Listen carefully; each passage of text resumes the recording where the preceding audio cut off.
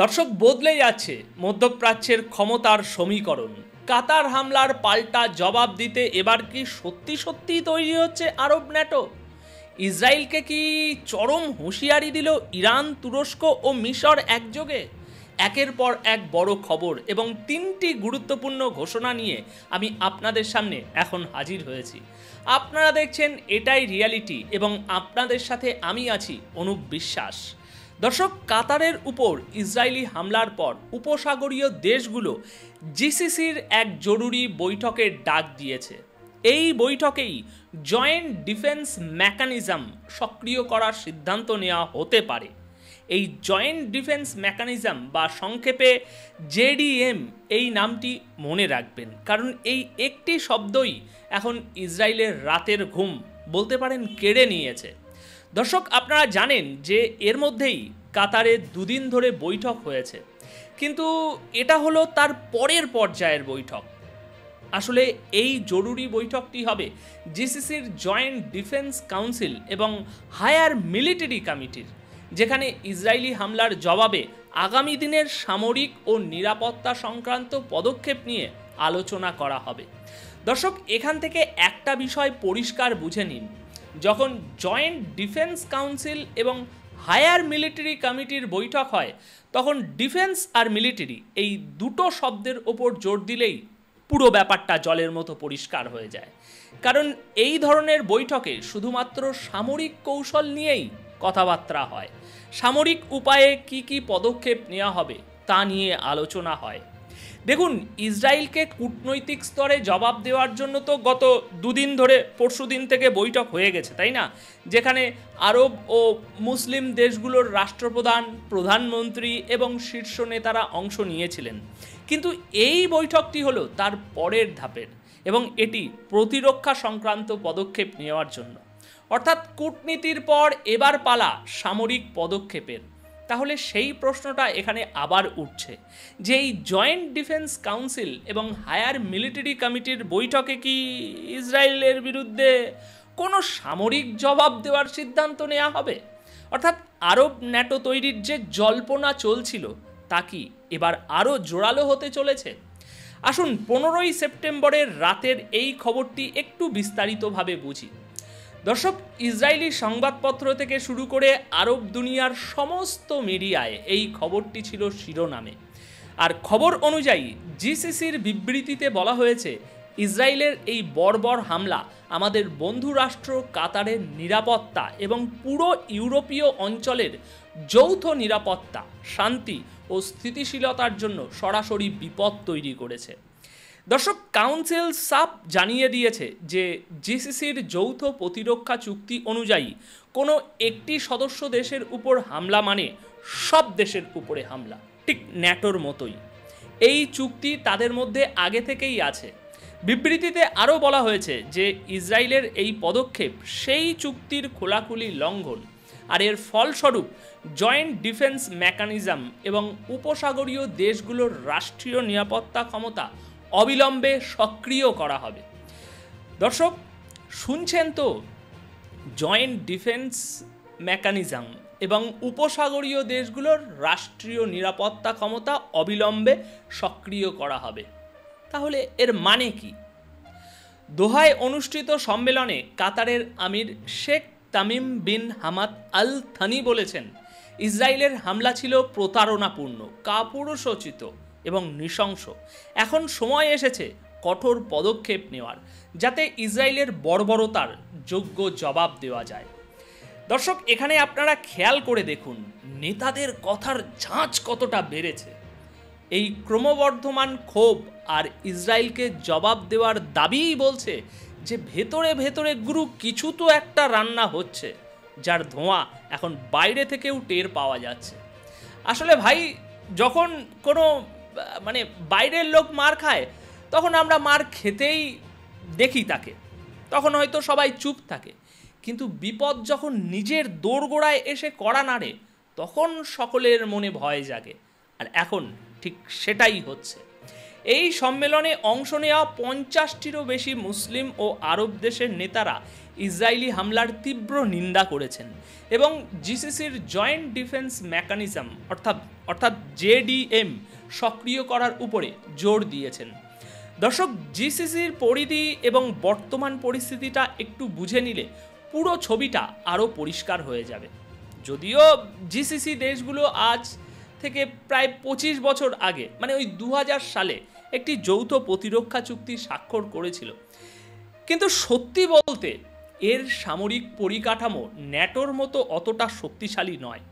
কিন্তু Lebanon, Syria ও ইরানে ইসরায়েলের ক্রমবর্ধমান আগ্রাসন এবং গাজায় আপনার 64,900-রও বেশি ফিলিস্তিনির হত্যার পর উপসাগরীয় দেশগুলোর নেতাদের মধ্যে এখন তীব্র ক্ষোভ ও উদ্বেগ তৈরি হয়েছে। এখন মামলাটা ইসরায়েল অত্যন্ত শক্তিশালী, তাই এর মোকাবিলা করতে হলে সবাইকে একজোট হয়েই লড়তে হবে, একা কারোর পক্ষে সম্ভব নয়। উপসাগরীয় দেশগুলোর নেতাদের পরিকল্পনা হলো ইসরায়েলি হামলার জবাব এই জয়েন্ট ডিফেন্স মেকানিজমের অধীনেই দেওয়া হবে এবং উপসাগরীয় অঞ্চলের নিরাপত্তাকে বিপন্ন করতে পারে এমন যে কোনো সম্ভাব্য বিপদকে নস্যাৎ করা হবে। দর্শক, এখন পরিষ্কার যেটা দেখা যাচ্ছে যে এইভাবে কাতারের উপরে হামলা কেবল জিসিসি সদস্যদের ঐক্যবদ্ধই করেনি, বরং পুরো অঞ্চলের নিরাপত্তা, শান্তি ও স্থিতিশীলতা নিয়ে গভীর উদ্বেগ তৈরি করেছে সকলের মনে। তবে এই খবরটি শেষ করার সাথে সাথে আমি আবারও সেই একই প্রশ্ন তুলব, আরব ও মুসলিম দেশগুলো কি সত্যি ন্যাটোর মতো একজোট হতে পারবে? তারা কি ইসরায়েলকে উচিত শিক্ষা দিতে পারবে? আর সবচেয়ে বড় কথা, কোনো পদক্ষেপ নেওয়ার পর ইসরায়েলের পাল্টা হামলা সামলানোর জন্য তারা কতটা প্রস্তুত? কারণ মুখে বড়াই করা আর অস্ত্র চালানোর মধ্যে আকাশ পাতাল তফাৎ। আপনি যত খুশি বৈঠক করতে পারেন, কিন্তু সেই বৈঠকের পর যদি কোনো পদক্ষেপ নেন, তাহলে সেই পদক্ষেপের প্রতিক্রিয়ার জন্য আপনি কতটা তৈরি সেটাও আপনাকে আগে থেকেই ঠিক রাখতে হবে। আচ্ছা, এবার দর্শক আপনাদের সামনে 3টি বড় স্টেটমেন্ট তুলে ধরব, যা এক প্রকার কড়া হুঁশিয়ারি বলতে পারেন। প্রথমেই আসি মিশরের কথায়। মিশরের president Abdel Fattah al Sisi ইসরায়েলকে একটি কড়া এবং স্পষ্ট হুঁশিয়ারি দিয়েছেন। তিনি বলেছেন যে ইসরায়েলের ক্রমাগত সামরিক অভিযান মিশর এবং ইসরায়েলের মধ্যেকার শান্তি চুক্তিকে বিরাট বিপদের মুখে ফেলে দিয়েছে।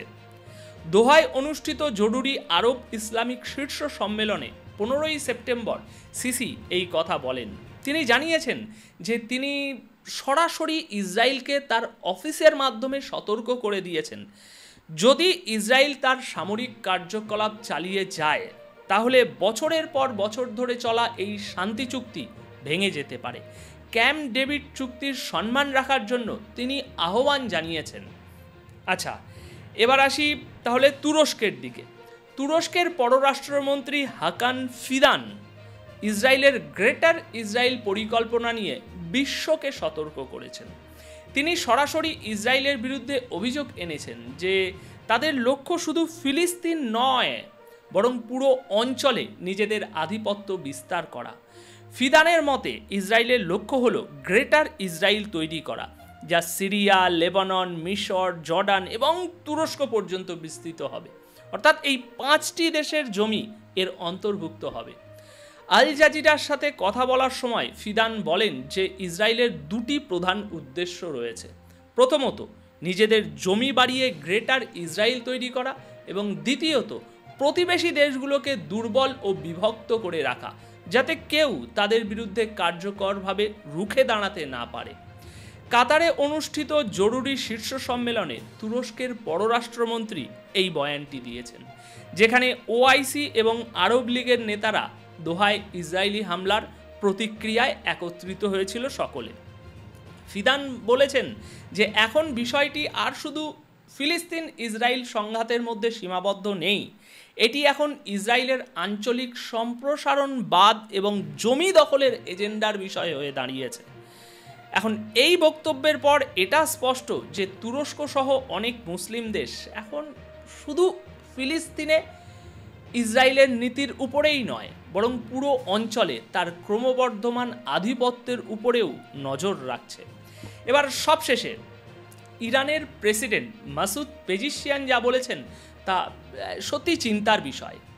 তিনি বলেছেন, অনেক কথা হয়েছে, অনেক আলোচনা হয়েছে, এখন অন্য কিছু করার সময় এসেছে, এখন জবাব দেওয়ার সময়। আরব লীগ এবং ওআইসির জরুরি শীর্ষ সম্মেলনে তিনি স্পষ্ট করে দিয়েছেন যে এখন শুধু কথা বলা বা বিবৃতি দিয়ে ওগুলোতে কোনো কাজ হবে না, ওগুলো দিয়ে কোনো লাভ নেই। পেজিশিয়ান বলেছেন যে কাতারে ইসরায়েলের হামলা আমেরিকা এবং তার সঙ্গীদের বহু বছরের সমর্থনের ফলেই সম্ভব হয়েছে। তিনি মুসলিম দেশগুলোকে ঐক্যবদ্ধ হয়ে কার্যকারী পদক্ষেপ নেওয়ার আহ্বান জানিয়েছেন, যাতে এই আগ্রাসী শাসনকে থামানো যায়। মাসুদ পেজিশিয়ান হুঁশিয়ারি দিয়ে বলেছেন যে কাতারে হামলা করে ইসরায়েল পুরো মুসলিম বিশ্বকে জাগিয়ে দিয়েছেন। তিনি বলেন, গাজা, লেবানন, কাতার এবং ইরানে ধ্বংস হওয়া বিল্ডিংগুলো থেকে এক নূতন শক্তির উত্থান হবে। তার মতে কোনো আরব বা ইসলামিক দেশ জায়নাবাদী শাসনের হামলা থেকে নিরাপদ নয়।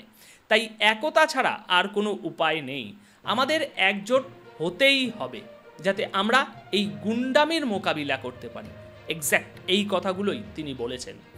আমেরিকা এবং পশ্চিমের সমর্থনের দিকে ইঙ্গিত করে তিনি বলেন যে জায়নবাদী শাসন তাদের হামলা চালিয়ে যাচ্ছে, কারণ তাদের কাছে পশ্চিমের সমর্থন রয়েছে এবং যারা এই হামলাকে সমর্থন করবে ইতিহাসে তাদের অপরাধ লেখা থাকবে।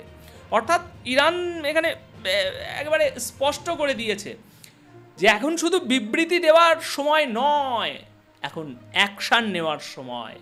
মুসলিম দেশগুলোকে এক হয়ে ইসরায়েলের হামলার জবাব দিতে হবে।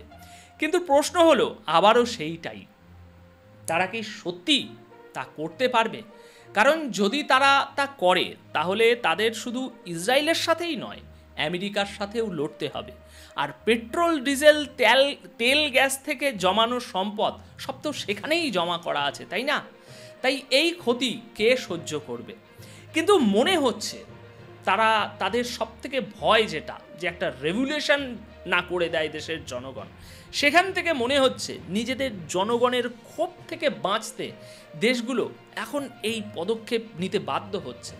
50টি আরব দেশ একসাথে এসেছে, এর তো ভাই নিশ্চয়ই কোনো না কোনো কারণ আছে। তাই এখন শুধু অপেক্ষা, দেখা যাক কি হয় আর কিছুটা সময়। দর্শক, এ বিষয়ে আপনারা কি ভাবছেন? কি আপনাদের মন্তব্য? কি তারা করতে পারে? এ নিয়ে আপনাদের বিশ্লেষণ কি? অবশ্যই কমেন্ট বক্সে লিখে জানাবেন। ধন্যবাদ আপনাদের সকলকে।